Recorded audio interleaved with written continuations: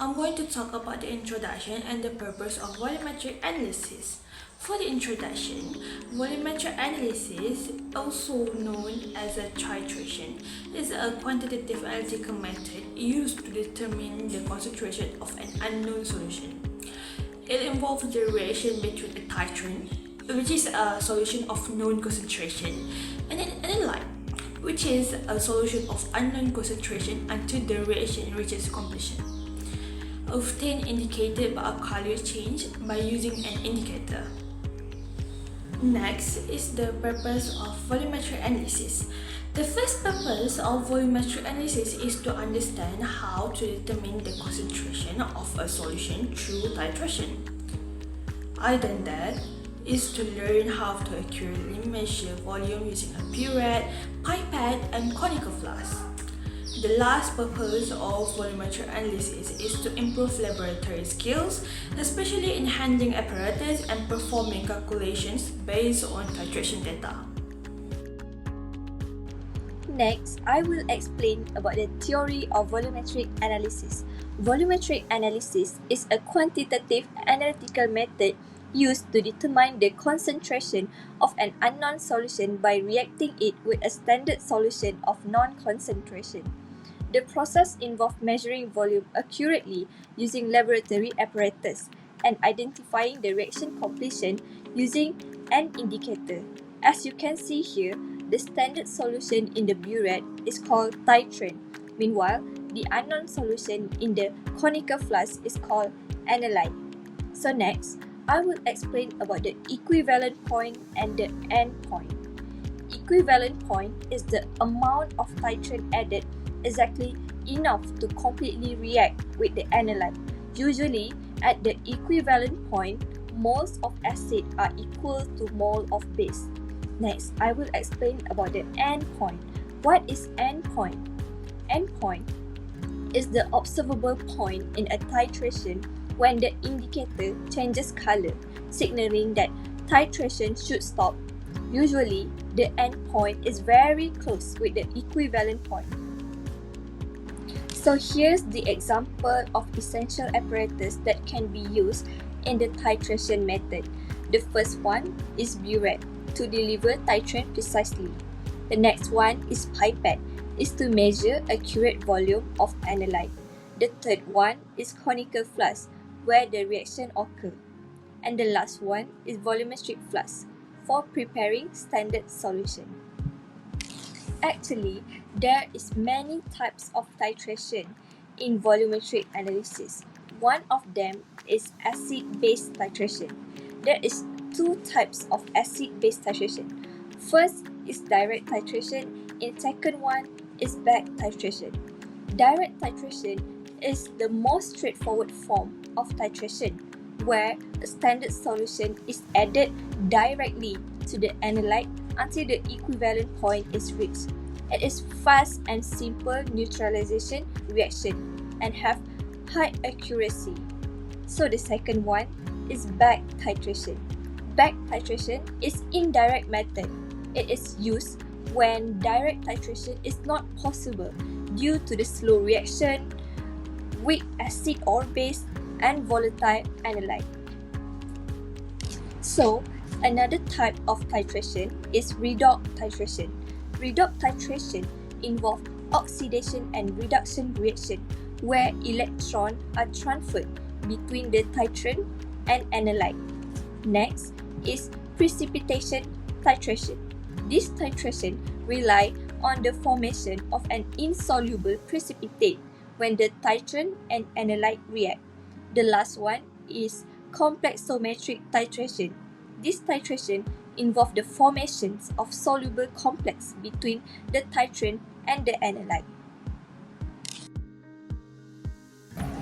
The first thing that we need to do is prepare the apparatus and chemical reagent for preparation of primary standard sodium hydroxide. The apparatus that we will use is analytical balance, weighing board, 100 ml beaker, 250 ml volumetric flask, glass rod, and funnel.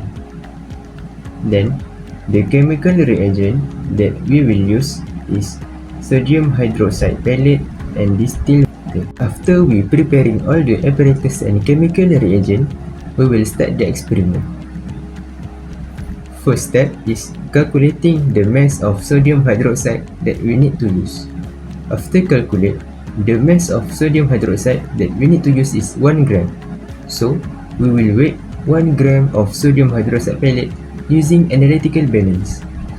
2. Transfer sodium hydroxide into the beaker. Third, add 50 ml of distilled water and stir it slowly until dissolved. Fourth, using a funnel to transfer into volumetric flask. Fifth, rinse the beaker a few times and transfer into volumetric flask. 6. Add distilled water until before the calibration mark. 7. Use dropper to complete it until the calibration mark. 8. Seal the volumetric flask using stopper and turn the flask upside down a few times. So, this is the step to preparing our sodium hydroxide as primary standard. After this is completed, we will start our standardization experiment. Before we start our standardization experiment, we need to prepare our apparatus and chemical reagent that we need to use. The apparatus that we need to use is 250 ml volumetric flask, retort stand, white tile, burette, 20 ml pipette and pipette filler, 3 of 250 ml conical flask, dropper and funnel. The chemical reagent for the experiment is standard solution of sodium hydroxide, hydrochloric acid and phenolphthalein. After preparing all the apparatus and the chemical reagent, we may start our experiment. For the first step, we will rinse the glassware before use to avoid contamination and error. 2. Fill burette with a sodium hydroxide solution. 3. Pipette 20 ml of hydrochloric acid and transfer it into conical flask. 4. Add 2 to 3 drops of phenolphthalein into conical flask that contain hydrochloric acid. 5. Titrate the hydrochloric acid in conical flask with sodium hydroxide in burette and slowly shaking it. 6. Slow the titration when the analyte has show color change sign. 7. Stop the titration when the analyte color changes. Because of our indicator is phenolphthalein, our average volume is 16.6 ml and molarity of our sodium hydroxide is 0.1 molarity. Now, I'm going to show you the video of our volumetric analysis titration that we have done in our lab sessions. In this video, we can see that the analyte in the conical flask, which is the acetic acid, is colorless, and the sodium hydroxide in the puree that act as a titrant is also colorless. This picture shows the result of titration after fully titrated. We can see that the acetic acid changed color from colorless to purples. Then, let's move to the calculation to determine the molarity of the hydrochloric acid. The formula is M1V1 equal to M2V2. What we need to do is, we need to list each the information we have. For M1, it is equal to molarity of hydrochloric acid. This is the one that we need to search. Then volume V1 equal to volume hydrochloric acid used. So the hydrochloric acid volume that used in the conical flask is 20 ml. M2 equal to molarity of sodium hydroxide. It is equal to 0.1 m. V2 equal to volume of sodium hydroxide used. It is equal to 19.6 ml. Before calculating, we need to change ml to L to easier our calculation. After we calculate it, we determine that the molarity of hydrochloric acid is 0.098 m. That's all from me. Thank you for your attention.